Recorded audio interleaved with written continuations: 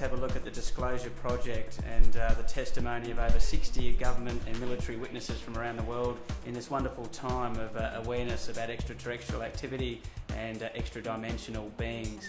Well, as you said, Tommy, and as we say in Australia, here is a fair income organisation, a fair dinkum organisation, meaning it is a real organisation who are paving the way for consciousness to be uplifted right throughout the planet by assisting in the disclosure of UFO facts and solutions to energy crisis. And we need these people to have all the voice that they can possibly muster, because this is indeed a crisis for the planet in relation to the environment, and there are solutions out there, in particular with the back engineering of extra-dimensional craft, which has been occurring on the planet for some time, and here are some people with some good old-fashioned guts having a go at the organisations, the military complexes, and obviously the US government.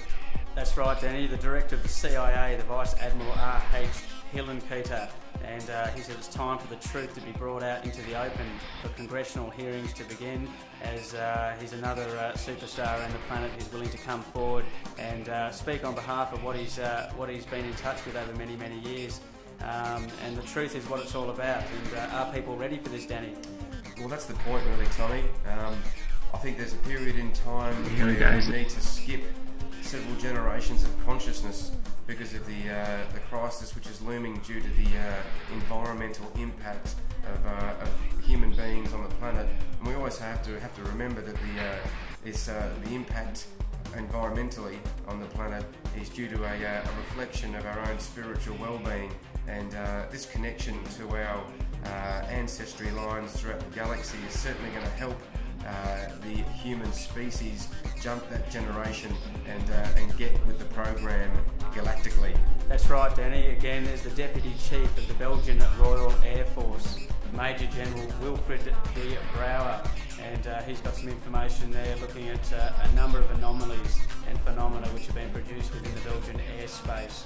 And we now move on to the Vatican theologian, insider close to the Pope himself, Monsignor Corrado Balducci, and he's got a story which talks about ufology, not just flying saucers, but there might be actual people beings, extraterrestrial beings. He's got some wonderful information on the Disclosure Project regarding that one. Well, look, there are thousands and thousands of testimonies right around the planet Earth, and what the Disclosure Project has done here has taken interviews along with video statements from witnesses, which include astronauts, generals, admirals, and other top government and military officials, and it has been an important mission by Dr. Greer to do this, because it seems there's some confusion out there in the wider public, and there's such ridicule out there for many people, certainly civilians. So what Mr. Greer has done here is taken some exceptional people from exceptional environments, particularly within the military and within NASA and within the other armed forces, so that their statements can be seen with a little more honesty. It is a pity that has to be done that way, but obviously that people out there need a bit of a jolt, and if we require statements and interviews from people from entrusted environments, then that is what's going to happen, and Mr. Greer has done a magnificent job. That's right, Danny. It's just been overwhelming, the amount of the millions and millions of people from around the world who have put forward various testimonies about their contact, be it psychokinetic, telepathic, be it through dreams, be it through physical contact with our extra-dimensional friends. And it seems the only one obstacle that seems to be obstructing the awareness of this campaign getting out there is the vested interest of individual companies who seem to be using the technologies to back engineer and benefit themselves. But it seems like that just won't be an issue in the future, because you can't stop this contact. Well, I'm very surprised at the actions of the directors and personnel involved in these military complexes around the world. This is going to happen. Contact is around the corner. It is occurring around the planet as we speak to certain enlightened spiritual beings, including those on the planet Earth, human species. We are living in a time where we are awaiting consciousness to be uplifted to a certain degree, where contact can occur without a great deal of chaos or panic occurring on the planet Earth. But as Mr. Greer and many people around the planet Earth have suggested, we have a problem with the planet Earth and with the environmental issues that we now face with global warming and atmospheric turbulence, which every location around the planet Earth is obviously feeling. Here is an opportunity where we have the technology, we have information which can assist us in the energy crisis for the succeeding generations, and that is what the Galactic Federation is here to do. We're here to make sure that the generations to come have a promise and a hope for a new future. And as we move away from this darkness which looms in the consciousness of some individuals, we really need to push forward and build a bridge to the future, to a galactic future. That's right, Danny. There's been times in human history where they actually believed the planet itself was flat. There were times when the light bulb itself got debunked. They even thought the computer itself was only going to be as many as 5 on the planet. But again and again and again, we start to realise there is far more to consciousness and to this human experience than meets the eye.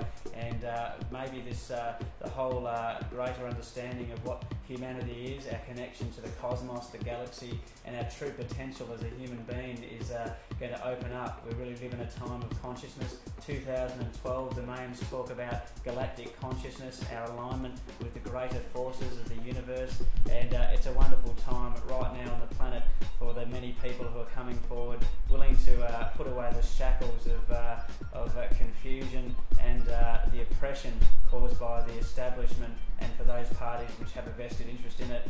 And it's good to be here at this time to see so many millions of people coming out and speaking openly about what is very real and what is happening right now. Well, that's right, Tommy. It is such an exciting time. I guess we've been fortunate that our generation, or at least some of our generation, have been born with the beauty of seeing extra-dimensional activity as something that feels very comfortable within us. And I guess we were the kind of people many years ago who jumped over that bridge initially and stopped looking at these sightings around the world as just being mere sightings.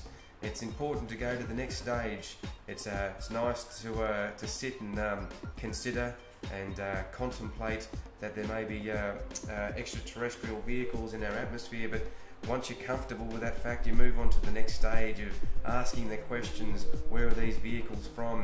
Which civilizations do they pertain from?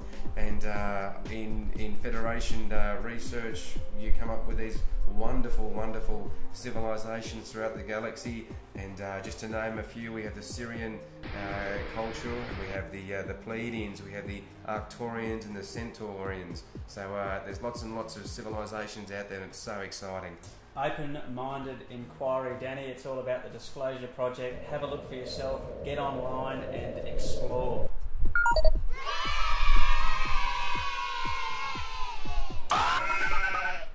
Yeah.